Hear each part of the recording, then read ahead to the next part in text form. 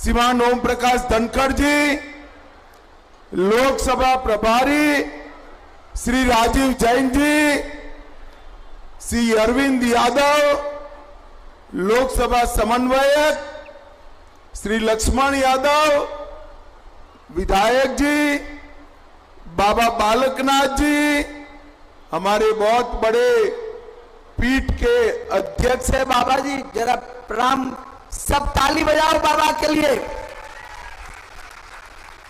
पूर्व मंत्री बहन कांता देवी जी, पूर्व मंत्री मनीष ग्रोवर जी, कृष्णमूर्ति हुड्डा जी, राव नरवीर सिंह जी, विपुल गोयल जी, नरेश कौशिक जी, और आज जिनको जिताने के लिए मैं यहां आया हूं, हमारे लोकप्रिय सांसद और प्रत्याशी डॉक्टर अरविंद। आगे आओ अरविंद भाई, आगे आओ। अरविंद जी आगे आओ, ताली बजाओ अरविंद जी के लिए जोर से। और आज इस विशाल जनसभा में आए हुए प्यारे भाइयों बहनों माताओं और मेरे जिगर के टुकड़े जैसे युवा मित्रों, आप सभी को नमस्कार। भाइयों बहनों, सबसे पहले मैं भीमेश्वरी देवी, प्रसादगिरी, काशीगिरी, जटिला धाम और सूडानी स्थान, ये सभी को प्रणाम कर कर मेरी बात की शुरुआत करना चाहता हूं। आज मैं यहां आया हूं तब लाला लाजपत राय, महान किसान नेता छोटूराम जी, पंडित श्रीराम शर्मा, भगवत दयाल शर्मा, चौधरी चरण सिंह जी और डॉक्टर मंगल सेन को भी प्रणाम कर कर मेरी बात की शुरुआत करता हूं। भाइयों बहनों, आज छठे फेज का चुनाव चल रहा है, पांचवें फेज का चुनाव चल रहा है। आपको छठे में वोट डालना है, परंतु जो 4 चुनाव समाप्त हो गए, मैं पूर्व, पश्चिम, उत्तर, दक्षिण, उत्तर पूर्व सब जगह घूमता अंत में जज्जर आया हूं। परिणाम जानना है क्या? जानना है परिणाम? देखो भाई, 4 चरण में मोदी जी 270 पार कर कर सरकार बना चुके हैं। अब आज 5वां है, आपका छठा है और 7वां है, उसने 400 पार कराना है, 400 पार। मगर मोदी जी की लड़ाई जो भ्रष्टाचार के खिलाफ है, मोदी जी की लड़ाई जो परिवारवाद के खिलाफ है, वो लड़ाई तब तक पूरी नहीं होती जब तक रोहतक में कमल खिलाने का काम आप नहीं करते। भाइयों बहनों, ये 400 पार का जो लड़ाई है, हम तो 400 पार करने वाले हैं आपके आशीर्वाद से। मगर ये राहुल बाबा है ना, अरे क्यों हंस रहे हो भाई? बड़े नेता है कांग्रेस के। ये जो राहुल बाबा है ना, उनकी 40 भी पार नहीं होने वाली है, मेरी बात लिख कर। और फिर से एक बार हरियाणा में सभी की सभी सीटों पर उनका सुपड़ा साफ होने वाला है। भाइयों बहनों, ये लड़ाई किसके बीच में? एक और 12 लाख करोड़ के घपले घोटाले करने वाले ये इंडी अलायंस है, एक और ये 12 लाख के घपले घोटाले करने वाले इंडी अलायंस है, और दूसरी ओर 23 साल से मुख्यमंत्री प्रधानमंत्री रहते हुए जिस पर 25 पैसे का आरोप नहीं है, वो नरेंद्र मोदी है, नरेंद्र मोदी। एक और थोड़ा ही गर्मी बढ़ते ही थाईलैंड और बैंकॉक छुट्टी पर जाने वाले राहुल बाबा है। मेरी बात याद रखना, 4 तारीख को काउंटिंग है, 6 तारीख को राहुल बाबा निश्चित रूप से वैकेशन करने जाने वाले हैं।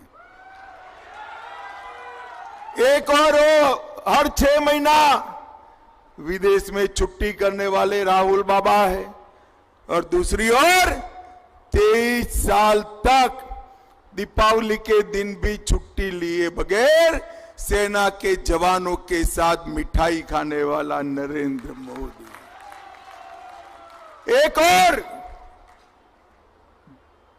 एक और आरक्षण को संरक्षण देने वाले नरेंद्र मोदी है, और दूसरी ओर मुसलमानों को आरक्षण देकर एसटी, एससी, ओबीसी का आरक्षण छीनने का प्रयास करने वाली कांग्रेस पार्टी है। भाइयों बहनों, एक कांग्रेस पार्टी झूठ फैला रही कि भारतीय जनता पार्टी का बहुमत आया तो आरक्षण चला जाएगा।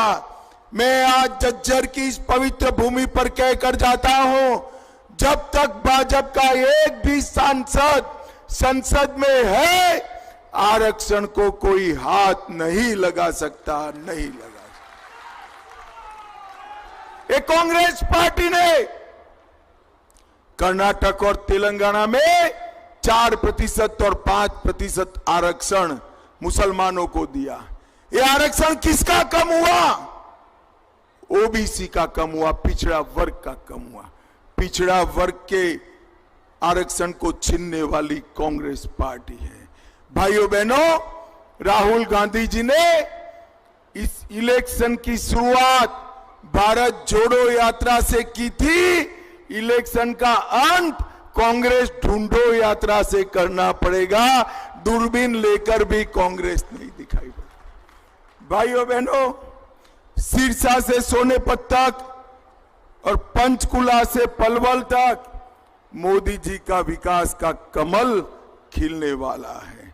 मैं आज यहां पर आया हूं, तब मैं राहुल बाबा को पूछना चाहता हूं कि राहुल बाबा, आपके घमंडिया गठबंधन का नेता कौन है? वो बताओ जरा, नेता कौन है? हमारा तो नेता तय है। एनडीए और बीजेपी बहुमत में आते हैं तो नरेंद्र मोदी इस देश के प्रधानमंत्री बनेंगे, तय है। आपका नेता कौन है? आप बता सकते हो झज्जर वालों, इनका नेता कौन है? चलो भैया, मैं एक एक कर पूछता हूं। शरद पवार प्रधानमंत्री बन सकते हैं क्या? ममता बनर्जी बन सकती है क्या? उद्धव ठाकरे बन सकते हैं क्या? स्टालिन बन सकते हैं क्या? अब हंसना मत। राहुल बाबा बन सकते हैं क्या? अरे क्यों हंस रहे हो यार? राहुल बाबा भी नहीं। भाई, एक पत्रकार ने उनको पूछा कि आपका प्रधानमंत्री का प्रत्याशी कौन है, तो उन्होंने कहा बारी बारी एक साल 5 लोग बनेंगे। बोले, मुझे बताओ झज्जर वालों, देश ऐसे चल सकता है क्या? अरे जोर से बोलो, चल सकता है क्या? ये बारी बारी प्रधानमंत्री बनाने निकले हैं, ये संगीत कुर्सी खेलने निकले हैं। मैं उनको पूछता हूं, ये 5 साल के प्रधानमंत्री के प्रोजेक्ट में पाकिस्तान को मुंह तोड़ जवाब कौन देगा? मुझे बताओ। कोरोना जैसा महामारी आया, कौन बचा सकता है? चंद्रयान कौन भेज सकता है? भाइयों बहनों, पूर्व हो, पश्चिम हो, उत्तर हो, दक्षिण हो, जवाब फिक्स है, मोदी मोदी मोदी मोदी मोदी। झज्जर वालों, मुझे बताओ, ये हमारा जो हरियाणा है, इसमें 3 विशेषताएं हैं। एक, हरियाणा में फौजियों, हमारे बेटों ने, हमारी वीरांगनाओं ने अपने बेटों को फौज में भर कर रखा है। आज पूरा देश चैन की नींद सो रहा है, क्योंकि मेरा हरियाणा का जवान सीमा पर पाकिस्तान का सामना कर रहा है। दूसरा, खेल कहां पर भी खेला जाए, नेशनल खेला जाए, इंटरनेशनल खेला जाए, देश को अगर मेडल मिलता है तो हर तीसरा मेडल लाने वाला मेरा हरियाणा का धाकड़ होता है, धाकड़ होता है। और तीसरा, देश आज अनाज के क्षेत्र में आत्मनिर्भर है तो इसका कारण हरियाणा का मेरा किसान है, किसान है। भाइयों बहनों, ये तीनों क्षेत्रों में कांग्रेस ने क्या किया? बोफोर्स का घोटाला किया, सबमरीन का घोटाला किया, एयरफोर्स का घोटाला किया, हेलीकॉप्टर का घोटाला किया और 1 रैंक 1 पेंशन नहीं दिया। मोदी जी ने 14 में प्रधानमंत्री बनने के साथ ही 1 रैंक 1 पेंशन देकर हमारे सेना के जवानों को 1,20,000 करोड़ दिया। मोदी जी ने खेल का बजट 3 गुना किया, स्टेडियम बनाए, इंटरनेशनल कोचिज लाए, मानदंड खिलाड़ियों का बढ़ाया, पारदर्शी सिलेक्शन किया और इसके कारण आज हम खेलों में दुनिया में छाए हुए हैं। और याद रखना युवाओं, 36 का ओलंपिक भारत में होने वाला है, भारत में होने। और मोदी जी ने एमएसपी पर लगभग 12 लाख करोड़ रुपया, ये कांग्रेस पार्टी 10 साल में 12 लाख करोड़ का गेहूं धान खरीदी थी। कितना क्या खरीदी थी भाई, बोलो तो? 12 लाख करोड़। कितना? और नरेंद्र मोदी जी ने 10 साल में 1,20,000 करोड़ का धान खरीदने का काम। भाइयों बहनों, इस सोनिया जी अपने बेटे को पीएम बनाना चाहती है और हुड्डा जी अपने बेटे को सीएम बनाना चाहते हैं। अब जो बेटों के लिए काम करे वो झज्जर के युवाओं के लिए काम कर सकता है क्या? जोर से बोलो, कर सकता है क्या? झज्जर के युवाओं के साथ केवल और केवल झज्जर के युवाओं के लिए नरेंद्र मोदी काम कर सकते हैं। नरेंद्र मोदी जी ने हर गरीब को घर दिया, घर में शौचालय दिया, माताओं बहनों को गैस का सिलेंडर दिया, घर में बिजली दी, नल से जल दिया, 5 किलो अनाज फ्री ऑफ कॉस्ट दिया और साथ में कोरोना का टीका भी लगाया। भाइयों बहनों, मोदी जी ने इस देश को सुरक्षित करने का काम किया है। मैं आज कहना चाहता हूं, पूछना चाहता हूं, झज्जर वालों, ये कश्मीर हमारा है या नहीं है? जोर से बोलो, है या नहीं है? ये खड़गे जी कहते हैं राजस्थान हरियाणा वालों का कश्मीर से क्या लेन देन है? अरे खड़गे साहब, 80 के हो गए, आप इस देश को नहीं जानते हो। झज्जर हरियाणा का मेरा बच्चा कश्मीर के लिए अपनी जान दे सकता है, जान दे सकता। भाइयों बहनों, ये कह रहे हैं कि पाकिस्तान का सम्मान करो, उसके पास एटम बम है, भारत को डरा रहे हैं। अरे राहुल बाबा, मेरी बात सुन लो, हम भारतीय जनता पार्टी वाले हैं, नरेंद्र मोदी के कार्यकर्ता है, हम एटम बम से नहीं डरते हैं, नहीं डरते हैं। मैं आज इस झज्जर की भूमि पर कहकर जाता हूं, पाक ऑक्यूपाई कश्मीर भारत का है, रहेगा और उसको हम लेकर रहेंगे, हमें कोई नहीं रोक सकता। ये कांग्रेस पार्टी सालों तक धारा 370 को नहीं हटाई, मोदी जी ने धारा 370 को हटाकर देश को आतंकवाद से मुक्त करने का काम किया है।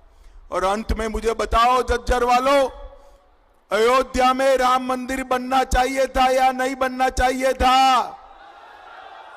जोर से बोलो, बनना चाहिए था या नहीं बनना चाहिए था? एक कांग्रेस पार्टी 70 साल से राम मंदिर को रोक कर रखी थी। नरेंद्र मोदी जी ने 5 ही साल में केस भी जीता, भूमि पूजन भी किया और 24 जनवरी को प्राण प्रतिष्ठा कर कर जय श्री राम कर दिया। जय श्री राम। औरंगजेब ने तोड़ा हुआ काशी विश्वनाथ का मंदिर भी फिर से बनाने का काम हमारे नरेंद्र मोदी जी ने किया है। भाइयों बहनों, आज मैं यहां आया हूं तब बताना चाहता हूं, इसी क्षेत्र के अंदर ढेर सारे काम हुए हैं। 12 एक्सप्रेस वे बनाए, 21 नए राष्ट्रीय राजमार्ग बनाए, रेवाड़ी में एम्स बना, IIT दिल्ली का एक्सटेंशन झज्जर में स्थापित किया, 2000 करोड़ से बड़सा गांव में कैंसर हॉस्पिटल बनाया, 24 करोड़ से झज्जर जिले में सबसे बड़ा बस स्टेशन बनाया और ढेर सारे लोगों को हमने घर, बिजली, पानी ये सब देने का काम किया है।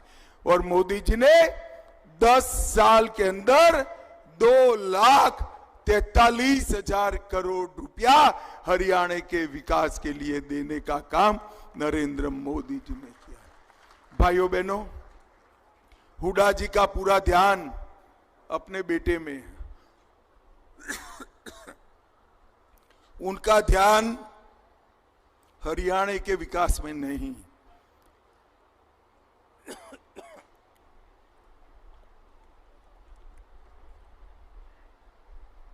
ये हमारे अरविंद जी है ना, ये देखने में दुबले पतले लगते हैं, मगर जब रोहतक की विकास की बात आती है, अच्छे से झगड़ा कर कर आपका काम कराने वाला आदमी है।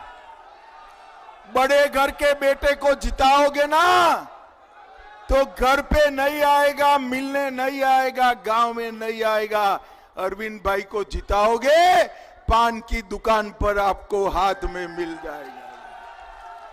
मुझे बताओ, अरविंद शर्मा को जिताओगे क्या?